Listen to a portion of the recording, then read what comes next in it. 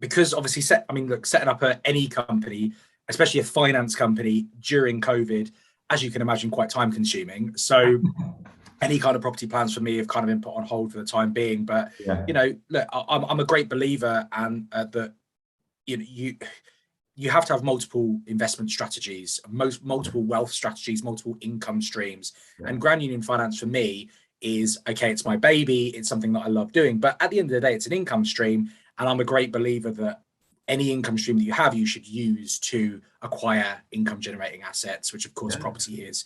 So part of the long-term plan is to utilize the profits from that business to build a portfolio myself. As I said, I've done a bit of flipping in my time back in the day. First one, God, this really does make me feel old now. The first one I did was 2010.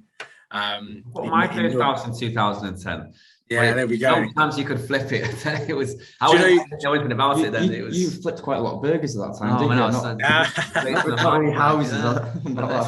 Do you know what though? It's funny how obviously I speak to. Sometimes it feels like I speak to dozens of investors on a daily basis, especially those that get out, and everyone's so meticulous. They're like, right, I need to tick every single box. I need to make sure that everything's absolutely perfect. My first property that I bought, at the time I was working in, believe it or not, I was working in the basement of an estate agent. Right, it was pretty grim. You did start there was I literally started from the bottom. Actually, so one, it flooded all the time, and two, there was because obviously the windows at the front with all of the listings and everything in, and there was literally I don't know whether someone just thought we probably need to get some natural light down there. It was just a hole cut into the floor of the estate agent's office above that allowed some natural light down, and they just kind of put like a fence around it so people didn't fall down the hole into the basement. It was so weird. You're painting this picture, and all I'm getting so far is I can just imagine you sat in a basement on a raft with your laptop on your knees, and then the lower laptop. My computer was probably like that big. It was humongous. It was one of those ones that made this big whirring sound when you turned it on. Food down in a bucket in that circle you just made. Yeah, that's exactly what. Yeah, just like dropping it down like that.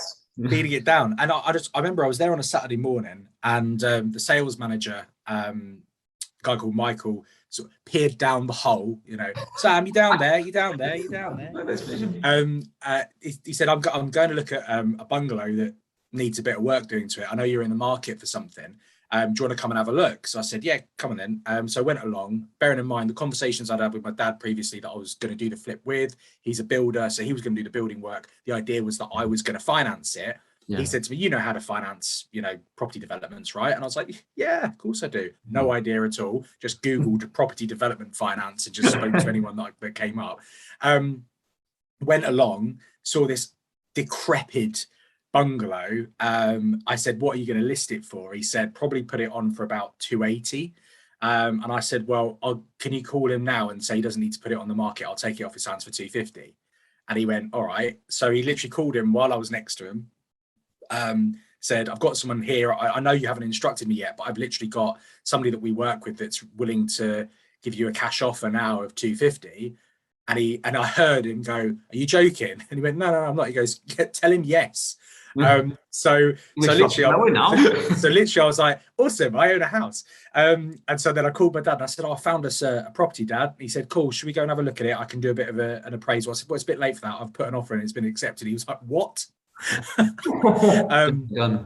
So he came down, he had a look, he realized we probably needed to do about, I think he estimated about 70 grand's worth of work on it. We were originally going to put another story on top, but actually the sales manager that I went to view it with said, don't do that. You're not going to see your profit back. And actually there's bungalows in the area few and far between, and we get a lot of demand for them. So we just put an extension out the back within build regs. Basically took down every single internal wall barring the load bearing walls, changed everything about, put some en-suites in and everything like that. Took us about 10 months. Ended up spending about 90, and then we sold it before we'd even finished doing the work. We sold it for 470. Wow. So let's just run through that figures a little bit quickly then. So obviously 250 cash, 90 grand for the refurb. And obviously, then you got bridging finance fees, stamp duty, everything else on top. We ended up borrowing all of the money from. Luckily, my dad's got a pretty rich mate, and he lent us the whole lot. Always nice having them, isn't it? The whole lot at 6%. Oh wow! Right. We should have. Why don't we reach out to you sooner? Yeah, it was a case of I was talking to these development lenders, and they were. I mean, to be honest, I probably could have funded the whole thing on that, but because we had little experience and all that kind of stuff, and the market was poor, it was good. It was looking more like 12-13% all in. So yeah, it was just a no-brainer. When you got into that, for instance, obviously when you first start talking about your first flip, a lot of the first flips that people have, generally speaking, you're talking about 60, 70, 80, 100,000 pound bracket, and you're just flipping it to make it like 150, 160, that type of thing. I mean, you've gone all in at $250,000 straight away as your first flip. Did you know what the end value was going to be, an idea, or was it just let's just keep going? Look at me, doesn't I know? You're joking, are you?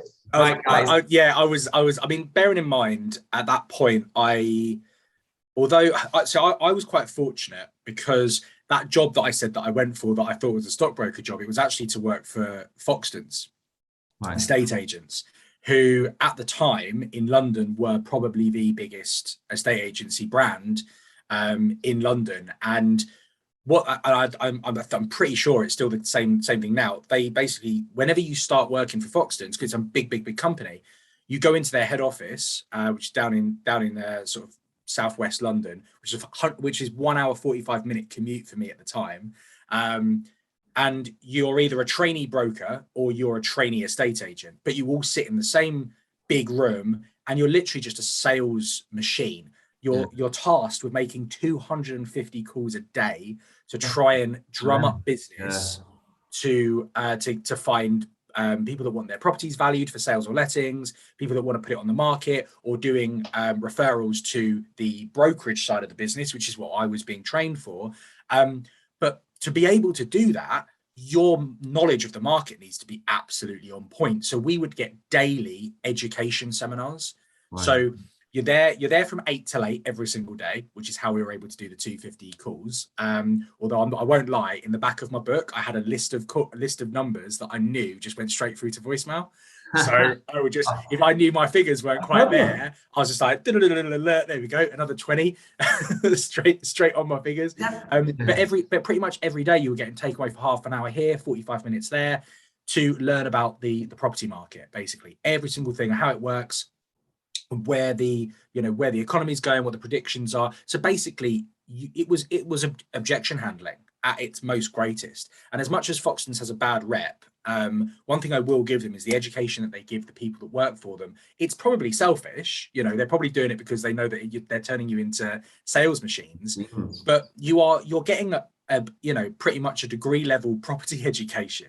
And that was really, really helpful for me starting off, because it did mean straight away when I was qualified as a broker and I was talking to clients, I wasn't just, as I said before we went on air, I wasn't just a human calculator. I could talk to them about the property market, and that really set me apart really early on in my career. And I'm massively grateful for that. It was a hard slog working there. I was doing 6 days a week, like I said, an hour and 45-minute commute either way, 8 till 8, and I was expected to study for my my CMAP exams, which are the mortgage qualification as well. On top of that, it was a pretty difficult time in my life, but great it's worked though. Foundation.